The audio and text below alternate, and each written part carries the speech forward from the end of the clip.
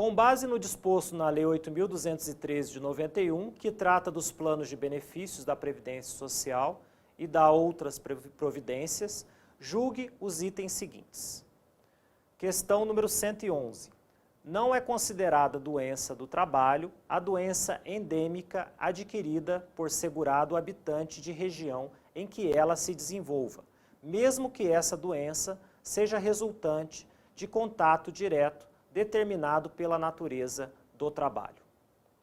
Essa questão está errada. Na verdade, não é considerado acidente de trabalho a doença que é proveniente dessa questão endêmica da região. Entretanto, se isso for adquirido no ambiente de trabalho, aí sim é considerado acidente de trabalho. Então, esse mesmo que, ele torna a questão incorreta. Na verdade, é exceto nessas condições é que seria considerado acidente de trabalho. Portanto, questão errada. Questão número 112. Equipara-se ao acidente de trabalho o acidente sofrido pelo segurado no local e no horário de trabalho, em consequência de desabamento, inundação, incêndio e outros casos fortuitos ou decorrentes de força maior. Essa assertiva está perfeita, está correta.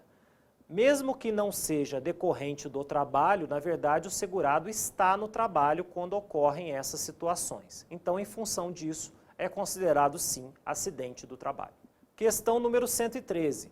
Em regra, o período de carência para a concessão do benefício de auxílio-doença é de 12 contribuições mensais.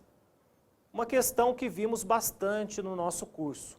Qual é a carência? No caso do auxílio-doença, a questão está perfeita. Em regra, a carência é de 12 contribuições mensais. Mas nós sabemos que existem exceções, quando você não obedece essas 12 contribuições mensais, como, por exemplo, num acidente de qualquer natureza ou causa. Mas, para efeito da questão, a questão está perfeita. A regra é de 12 contribuições mensais.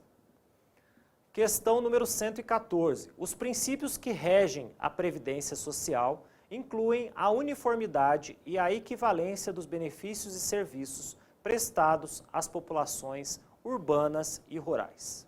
Aqui nós temos mais uma questão lá dos princípios ou objetivos da Seguridade Social previstos lá no artigo 194 da Constituição. Essa assertiva está perfeita. Uniformidade e equivalência dos benefícios às populações urbanas e rurais. É exatamente isso que está colocado na Constituição. Questão correta.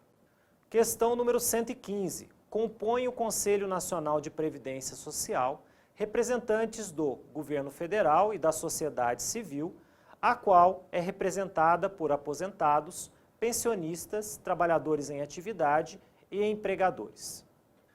Essa composição do Conselho Nacional de Previdência Social, que é o reflexo daquele princípio da administração descentralizada e democrática mediante gestão quadripartite, está perfeitamente colocada nessa questão. Questão correta. Na verdade, são esses três atores, empregadores, aposentados e também trabalhadores, juntamente com o governo federal, que compõem o Conselho Nacional de Previdência Social. Com base no disposto no decreto número 3048 de 1999, que aprovou o regulamento da Previdência Social, julgue os itens subsecutivos. Questão número 116. A dona de casa e o estudante podem filiar-se facultativamente ao RGPS mediante contribuição, desde que não estejam exercendo atividade remunerada que os enquadre como segurados obrigatórios da Previdência Social. Essa questão está perfeita, está correta. A dona de casa e o estudante podem sim ser segurados facultativos do RGPS. A condição é que não sejam segurados obrigatórios, ou seja, exerçam outro tipo de atividade remunerada. Portanto, certa essa resposta. Questão número 117. A universalidade da cobertura e do atendimento inclui-se entre os princípios que regem as ações dos poderes públicos e da sociedade destinadas a assegurar o direito relativo à saúde, à previdência e à assistência social. Mais uma questão lá do artigo 194, os objetivos e princípios da Seguridade Social. Questão correta. Universalidade da cobertura e do atendimento é um dos princípios, objetivos da Seguridade Social, que é definida, inclusive, nessa questão. Correta essa resposta. Questão número 118. Aquele que presta serviço de natureza contínua, mediante remuneração, a pessoa ou família, no âmbito residencial desta, em atividades sem fins lucrativos, é considerado contribuinte individual, segurado obrigatório da Previdência Social. Para você que estudou, claramente essa assertiva está errada. Esse segurado, essa descrição é do segurado empregado doméstico e não do contribuinte individual. Portanto, assertiva errada. Em fevereiro de 2016, Valdemar, que era empregado pelo regime seletista, recebia um salário mínimo de sua empregadora. Foi demitido e 30 dias depois condenado à pena de prisão em regime fechado. Ele é casado com Idalina, com quem tem 2 filhos menores. Considerando essa situação hipotética, julgue os itens que se seguem, com base nos regramentos previdenciários acerca do auxílio reclusão. Questão número 119. Como Valdemar é segurado de baixa renda da Previdência Social, ele e seus dependentes fazem jus ao recebimento do valor correspondente ao auxílio reclusão, que é um salário mínimo a ser rateado entre eles. O que torna essa assertiva, essa questão errada, é que Valdemar não pode receber o auxílio reclusão.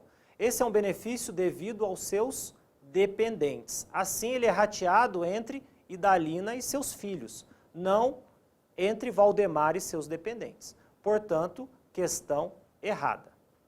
Questão número 120. Assim que terminar de cumprir a pena, Valdemar deixará de ser segurado da Previdência Social. Essa questão também está errada. Por quê? Porque quando Valdemar deixar de cumprir a pena, ele mantém a qualidade de segurado. Lembram-se do período de graça? Por 12 meses após a saída da prisão. Assim, ele se mantém como segurado por algum tempo ainda, mesmo sem contribuir. Prezados concurseiros e concurseiras, espero que vocês tenham ido bem na prova. Se não forem, não desanimem, continuem estudando. O segredo do concurso público é a persistência. Boa sorte e até uma próxima oportunidade.